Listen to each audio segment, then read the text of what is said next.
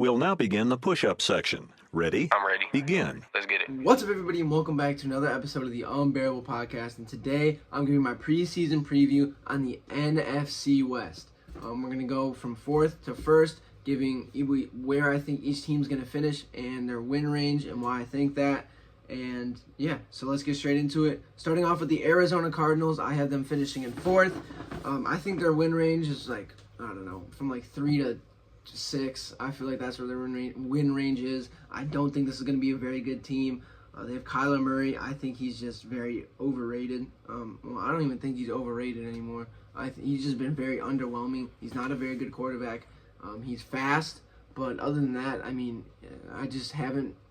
don't think we've seen the makings of what deserves to be a number one overall pick. He hasn't been able to do very good. Obviously, his team hasn't been very good around him, but he hasn't been able to perform and make his team better, except for that one year where they were really good, but even then, he shit the bed in the playoffs. They have James Conner at running back. They don't really have many weapons besides Marvin Harrison Jr., and when your only weapon, even when you only have one weapon, obviously they have Trey McBride, but when you have 1-2 weapons, defenses can go around that and, lock them down. Last year I said with Marvin Harrison Jr., I didn't think he was going to have a very good year because if you're the only weapon on a team, they're going to lock you down. And when you have 2 guys on you, obviously the best of the best can make those plays, but if you have 2 guys on you the entire game, you're just not going to be able to do that in the National Football League. Trey McBride, I was very surprised by him. He's very good. But, other than Trey McBride and Marvin Harrison Jr., 2 people going into their second years, I just don't see how this offense is going to be very good. And looking at their defense, they have Buda Baker. I wouldn't be surprised if they traded him. If I'm Buda Baker, I'd want to get out of there, try and go to a team who actually can win something. But, it's just, their defense is... They're going to allow a lot of points and not going to be able to score as many points as their defense allows. So I think they're going to be a very bad team. 3 to 6 wins, last in their division. I think it's going to be still in a rebuilding phase. I think next offseason they probably look to get a quarterback. But other than that, they're just going to be a bad team. Now moving on to third place, I think it's going to be the Seattle Seahawks. I think the Seattle Seahawks, they were pretty good last year. But I don't see a way Sam Darnold is going to be able to repeat what he did in Minnesota, especially with the coaching in Seattle. I don't think it's as good as Minnesota. They have Kenneth Walker the third. So, he's a very good running back. They got JSN, they got Cooper Kupp, they got MVS. So, they have decent wide receivers. They have a good running back. I think this team is going to be better than, I think they're going to be in for third place. I think they're going to be better than the Arizona Cardinals. Could they potentially push for the postseason? I do think so. But I think their win range is from 6 to 9 wins. That's where I think they're going to be.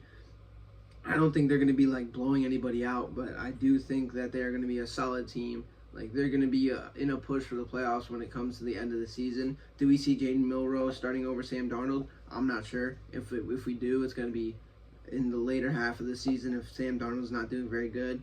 But, I just don't see Sam Darnold being able to, capture the magic that he had in Minnesota. And I think this team's going to be just not very good. But looking at their defense, I feel like they do have a very good defense. They have Devin Witherspoon. They got Kobe Bryant, which, he's been pretty good. They got Reek Woolen, which, they got some good cornerbacks. They have a good secondary. They got Byron Murphy the second. They got Leonard Williams, DeMarcus Lawrence. And I think that they're a solid defense, a solid offense, but I just don't think it's good or great by any means. I think they're going to be about 500 team, if not below that, and I just don't think they're going to have the talent to win this division. And then moving on to number 2, I think the San Francisco 49ers come in second.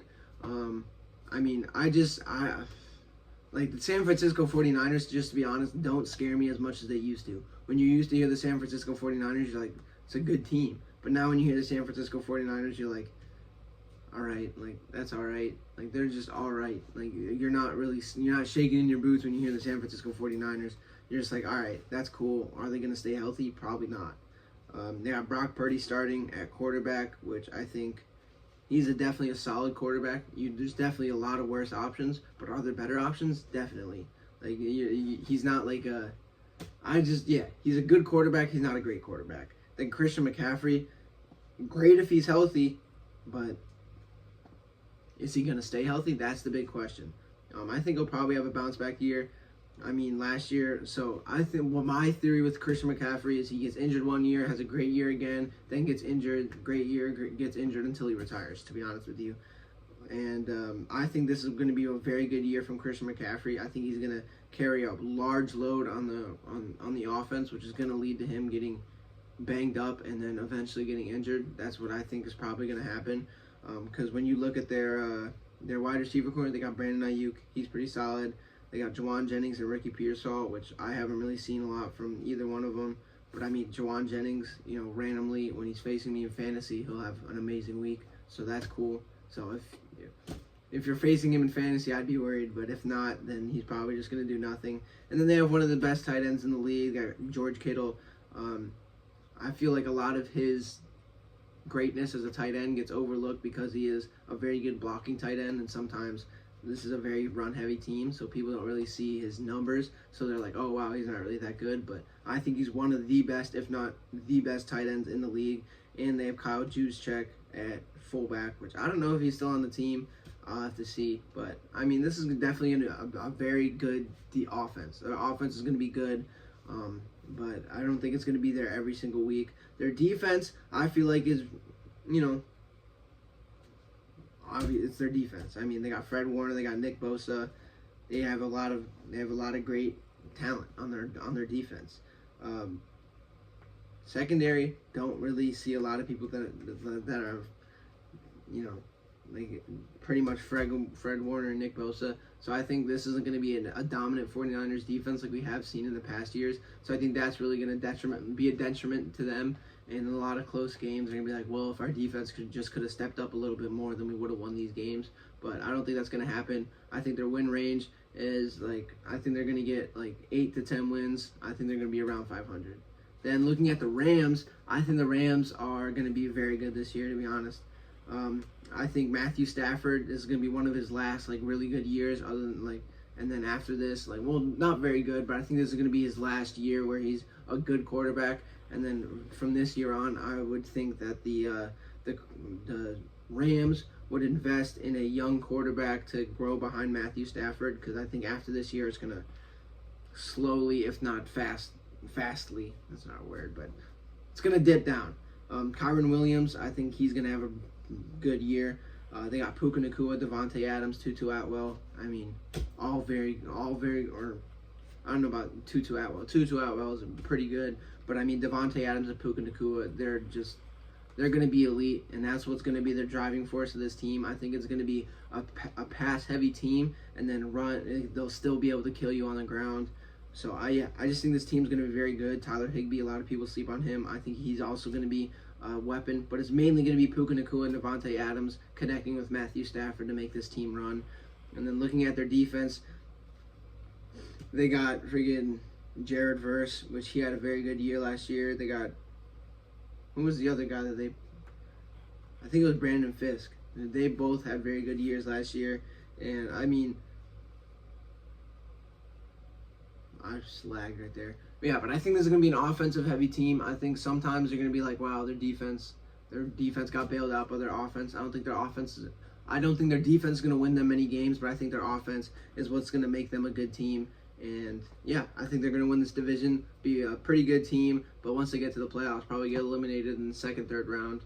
Yeah, not really make it to the Super Bowl. I don't think this is a Super Bowl team, but anything can happen. So I will see you guys next time. Next episode, we'll be going over the AFC North. And until then, don't forget to bear down. Kalu, Kalei, what a wonderful day.